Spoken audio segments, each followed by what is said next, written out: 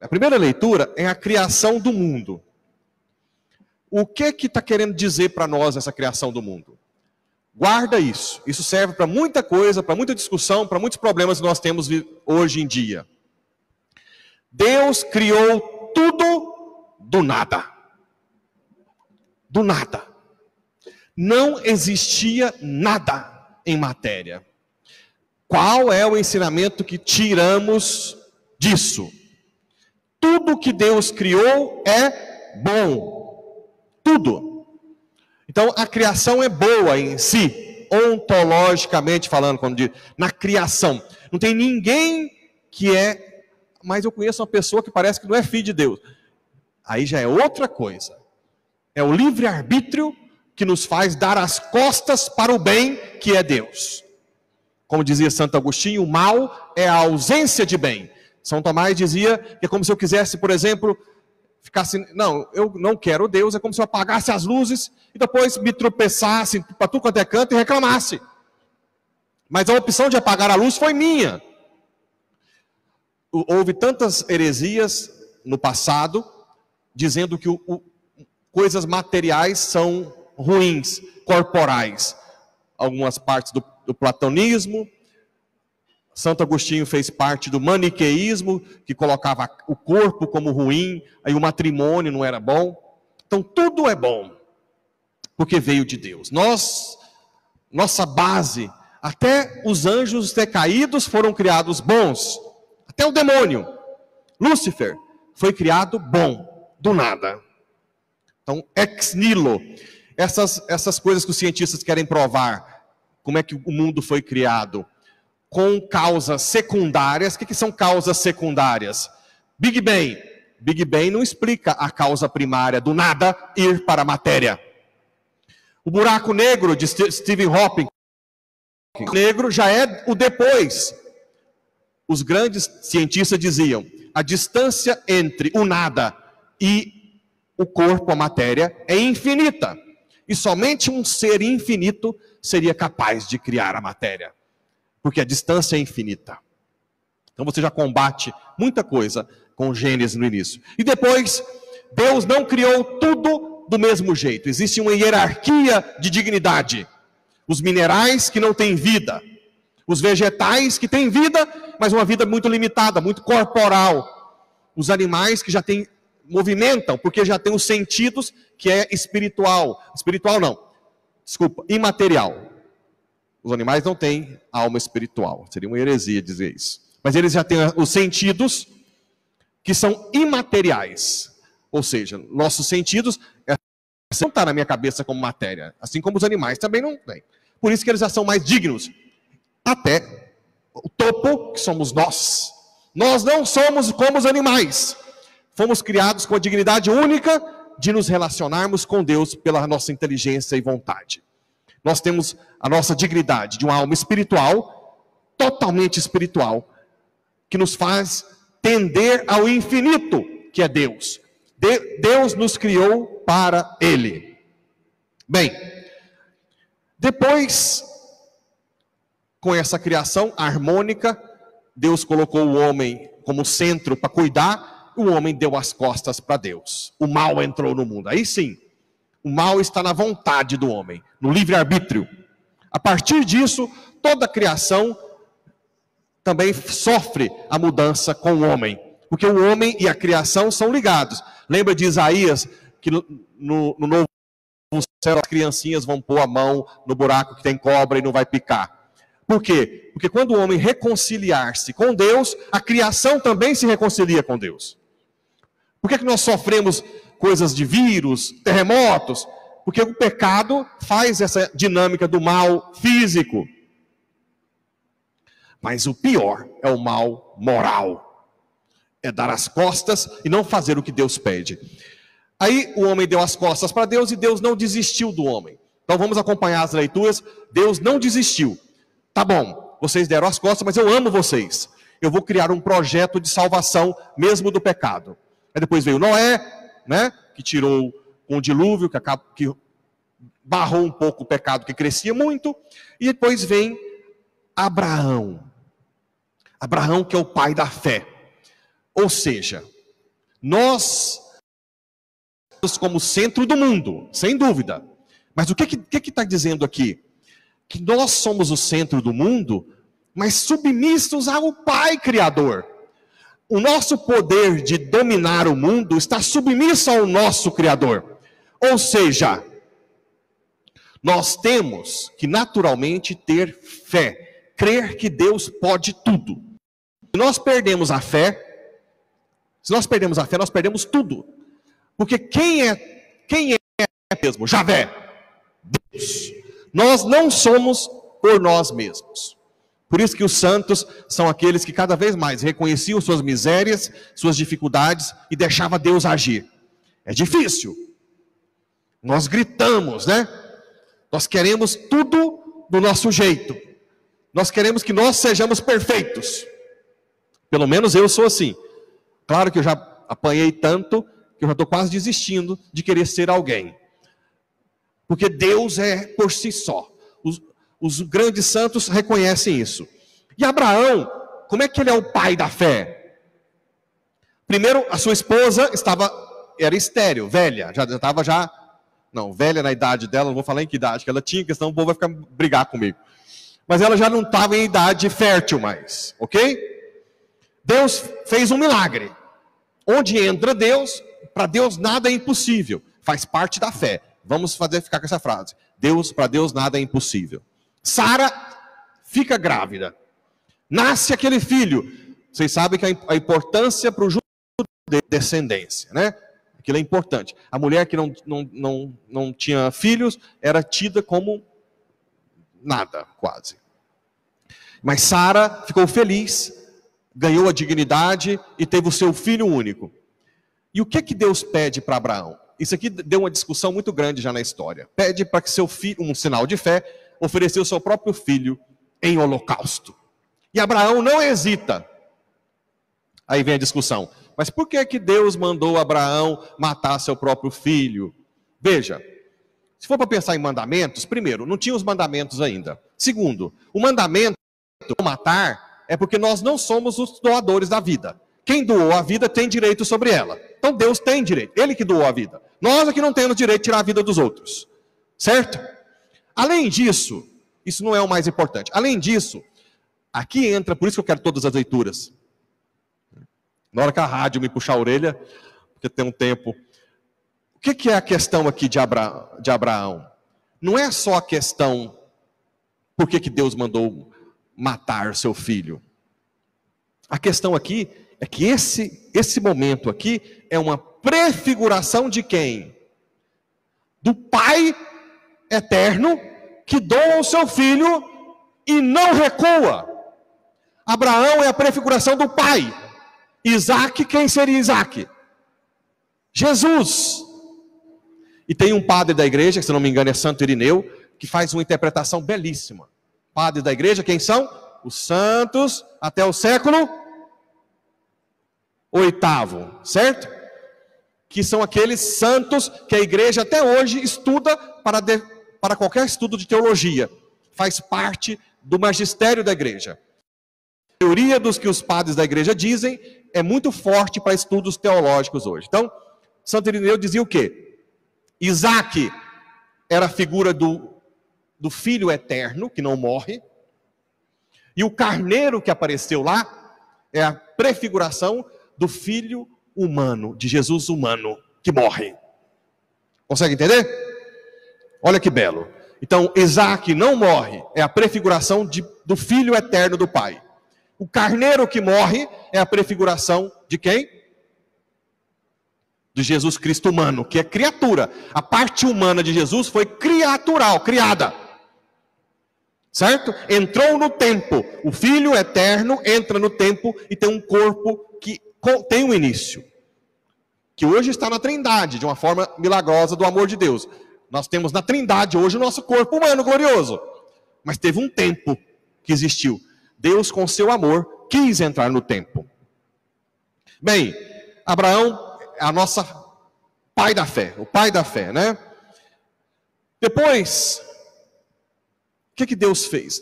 Deu um sinal, a salvação é pela fé. Depois São Paulo vai retomar isso em Hebreus, que o plano de salvação de Deus não começou com a lei, começou com a fé. Por que começou com a fé? Porque hoje é muito importante a fé em Cristo. A fé no Pai, para nós hoje, é a mesma fé em Cristo, que nós podemos, que entrou na história, os apóstolos puderam ver, mas nós podemos tocar a Eucaristia. Então, depois vem aqui em Êxodo, qual o momento?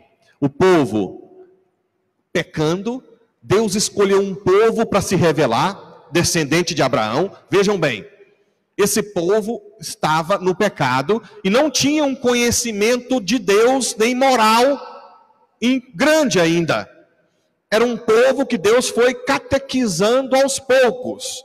Consegue entender isso? Vocês não podem ler o Antigo Testamento como se fosse no pé da letra. Vocês têm que ver o Antigo Testamento com um olhar divino, que está progressivamente um povo a ter uma moral de acordo com a vontade de Deus. O que Deus fez então, já que o povo estava tão fora da lei divina, tão cheio de pecado? Já tinha a poligamia, já era comum, tanto é que Abraão era poligâmico, Davi era poligâmico, né? Então a poligamia, Deus nem falou de poligamia, não é que Deus aceitava, Deus estava formando aquele povo até chegar a Mateus 10 lá, que o povo questiona Jesus e Jesus diz, no princípio não foi assim. Então o que Deus quis fazer? Chamou Moisés para dar ao povo a lei. Só que a lei era dada depois de quê? Depois da libertação do povo do Egito. Por que no Egito? Vocês lembram que os filhos de Abraão, que são as 12, que dão nome às 12 tribos de Israel, vocês lembram que teve uma fome, e José foi vendido, né? Filho de... Caiu aqui. Foi vendido para o Egito, filho de Jacó. Teve uma fome grande, seus irmãos foram lá, e José, que ficou importante no Egito, trouxe todo o judeu para o Egito. Chegou ali no Egito, o que aconteceu? O povo cresceu em número, e eles eram muito espertos, os egípcios começaram a ficar enciumados. Quando trocou o faraó, aí acabou. Vamos perseguir. Começaram a escravizar os judeus. Então os judeus estavam escravos no Egito. Deus suscita Moisés para libertá-los do Egito para a terra prometida. E olha que Moisés foi um que matou um de raiva. Lembra? Um judeu, ou um egípcio que estava mexendo com o judeu. Mesmo assim, Deus quis Moisés. Ou seja, o nosso pecado, se nós formos humildes, confessarmos, não impede a ação divina, desde que nós não demos as costas para ele. Moisés milagrosamente tira o povo do Egito. E aqui é o momento mais forte, né? Que ele sai com o povo e Deus manda abrir o mar vermelho. Passa a pé enxuto, depois manda fechar e os egípcios morrem. E depois a nuvem que guia o povo, de dia faz sombra e à noite luz. Olha que belo. O que é tudo isso? E depois lá na frente vocês sabem que Deus dá as leis, né? As tábuas da lei. Mas tudo isso é o quê? Prefiguração de quê? Preparação para quê? Então vou dar uma dica. Essa era a Páscoa judaica. É uma preparação para qual Páscoa? A nossa Páscoa. Qual é o centro da nossa Páscoa? Libertação de quê? Dos pecados. Ah, padre, mas eu estou aqui de boa, não vou nem à igreja, eu não sou escravo. Pensa na sua vida, você que está me ouvindo, se você não tem uma escravidãozinha assim. Aquele que não dá honra a Deus, naturalmente faz de alguém ou de alguma coisa Deus. Um jogo, trabalho, dinheiro. Você é escravo, é que você é cego. Por isso que nós precisamos da leitura do Baruque, da sabedoria que vem do alto. Porque muita gente é escrava e não sabe que é escrava. Assim como, olha como é que é tudo prefigurado. Assim como o povo judeu, alguns não queriam sair, né? Aliás, quando começaram a caminhar no deserto, então vamos lá. Qual é a simbologia do Mar Vermelho abrir e fechar? Prefiguração de quê?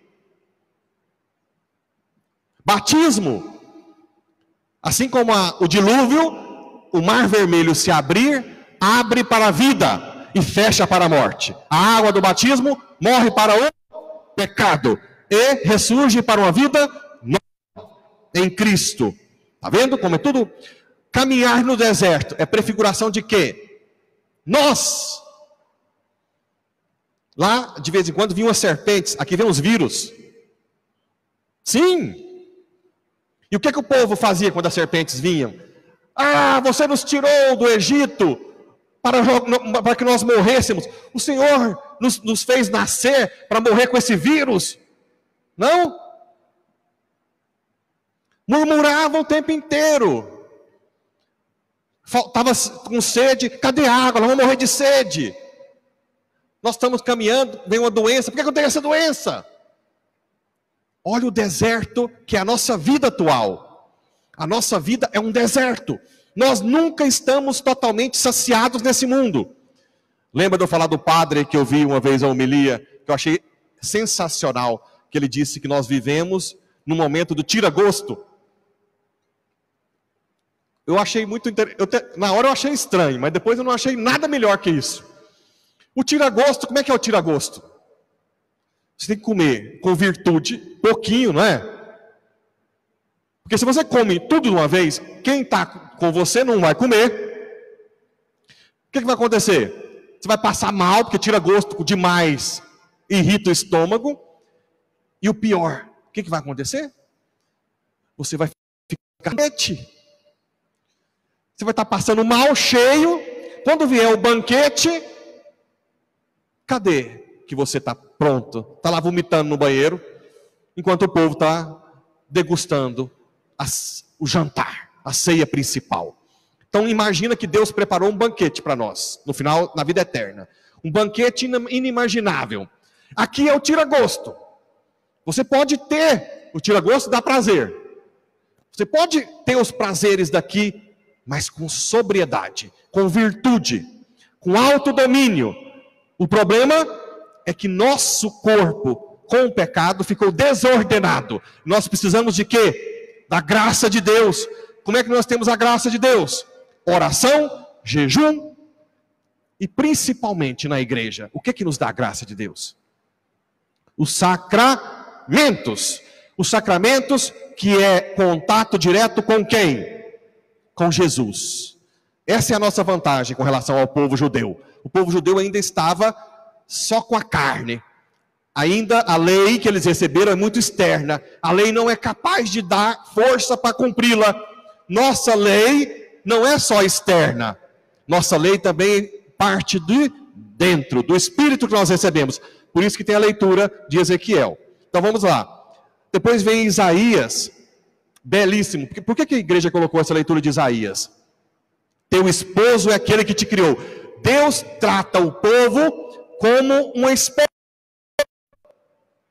E quando a esposa trai Deus, o que ela é chamada? Prostituta. Aqui Deus fala, eu te deixei minha esposa sofrer com o quê? Os exílios. Né, os exílios. Exílio da Assíria, exílio da Babilônia, do Reino do Norte, Reino do Sul. Então Deus fala aqui, olha, o Senhor te chamou como uma mulher abandonada, de alma aflita. O povo ficou como uma mulher abandonada. Olha que bonito. Qual que é a mensagem que a igreja quis dar com essa leitura? Que o amor de Deus, desde o princípio, é um amor esponsal. Que tem uma prefiguração de qual amor esponsal? Cristo e a igreja. Aqui, Deus prepara esse amor esponsal para o ápice desse amor, que é Cristo e a igreja, que somos nós. Por que São João põe o primeiro milagre, bodas de Caná? Para mostrar o quê? Que o noivo está conosco. Jesus veio, é o noivo que vai casar com a igreja. Aquele amor esponsal de Deus agora se encarnou. Por isso que acabou o vinho, quando diz Nossa Senhora. Acabou o vinho. O que quer dizer acabou o vinho? É quando nós tentamos viver essa vida sem Deus. O que vai acontecer com o tempo? Tudo fica sem graça. Você compra um carrão, fica todo empolgado. Depois de 3 meses, parece que já não... Compra aquela fazenda dos sonhos, e empurra, e todo mundo vai, a esposa, os filhos, e vai para essa fazenda, e mostra para todo mundo, e chama todo mundo, e faz, e passa 6 meses, 8 meses, 1 ano, aí começa os filhos, pai, fazenda de novo, só pensa em fazenda, a esposa não aguenta ir para a fazenda mais não. Já começa a tensão. Não, agora você tem que ir. Olha o que eu fiz daquela fazenda por vocês, pus piscina. Pai, mas eu não... Meu amor, mas vamos fazer outra coisa. Só fazenda. Chega lá, eu trabalho o dia inteiro. Eu quero descansar. Estou a semana inteira trabalhando. Tudo acaba o vinho. Acaba o vinho. E quando começa a doença, ficar lá no hospital... Você com toda a fazenda, carro, mas está lá no corredor, com a doença que não tem cura. Acaba o vinho. O que Nossa Senhora fala? Meu filho, acabou o vinho desse povo. Se nós caminharmos nesse mundo, achando que aqui é o fim, logo, logo acaba o vinho. E como é que nós vamos agora reacender? Colocar talha, coloca água. O que é a água? É o que nós temos de miséria, de pequenez. Coloca a nossa água nos cálices, né, nas talhas lá, não sei como é que é o nome em português lá. E Jesus vai transformar aquilo em vinho. Qual é o vinho? A esperança da vida eterna. Que aí sim, ali, se nós vivemos para a vida eterna, nós estamos, aquela água que Deus colocou dentro de nós vai jorrar mais e mais. Então o amor esponsal, pobrezinha, batida, olha como que Deus ama a sua esposa. Sem nenhum consolo, te revestirei de jaspe, tuas fortificações e teus portões, pedras preciosas, e todos os teus muros de pedra escolhida, todos os teus filhos serão discípulos do Senhor. Olha a profecia, qual é essa profecia? Onde nós teremos essa glória?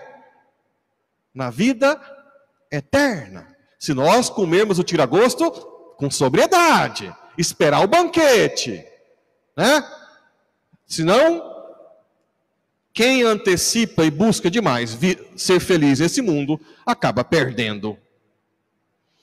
E depois vem outra leitura de Isaías, justamente para dizer o quê? Essa leitura é uma das leituras mais famosas de Isaías. Isaías 55. Ó vós todos que estáis com sede. O que Deus está clamando? Acabou o vinho. Só que o que acontece? Acabou o vinho do povo lá fora, e esse povo não foi catequizado. Nem pelos pais, e nem pela igreja, e nem por ninguém. Então acaba o vinho lá fora, começa a acontecer o quê? O que nós estamos vendo hoje, quando acaba o vinho? Alguns acaba rápido o vinho. A pessoa já reconhece rápido que aquilo não faz feliz. Começa a ficar o quê? Desesperado. Sem entender por que está nesse mundo. Aí vem aquelas frases, por que eu nasci? Que sentido tem essa vida? Porque eles não têm ainda ninguém que foi exemplo para eles, primeiro com a própria vida, de que existe um sentido, o sofrimento, que é a vida eterna. Começa a depressão, insônia, pânico, toque.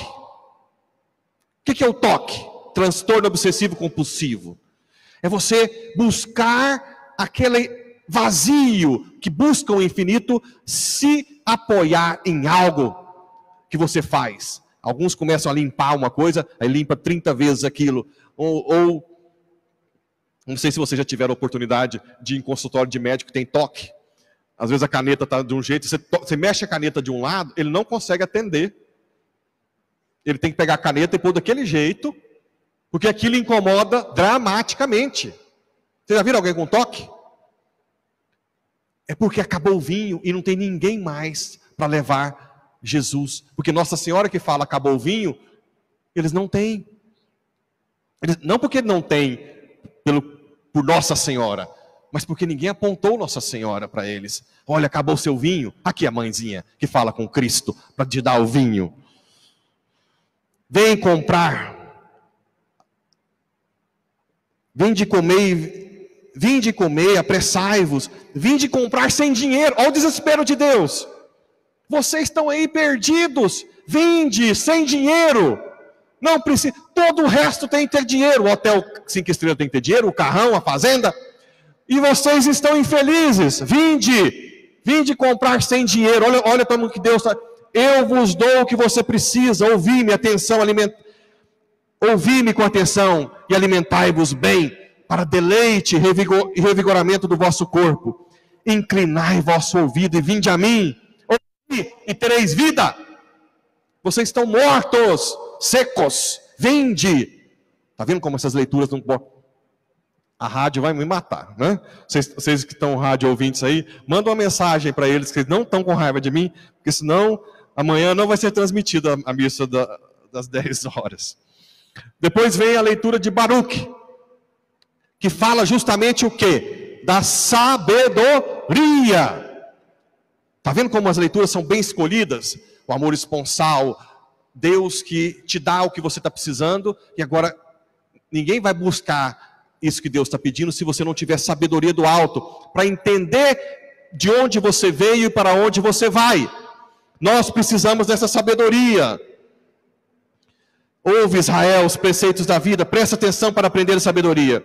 Que se passa, Israel? Como é que te encontras em terra inimiga? Abandonaste a fonte da sabedoria. Qual é a fonte da sabedoria? Nossa, hoje, para os judeus, próprio Deus. Para nós, Cristo, que é o Deus que encarnou, que é a Eucaristia.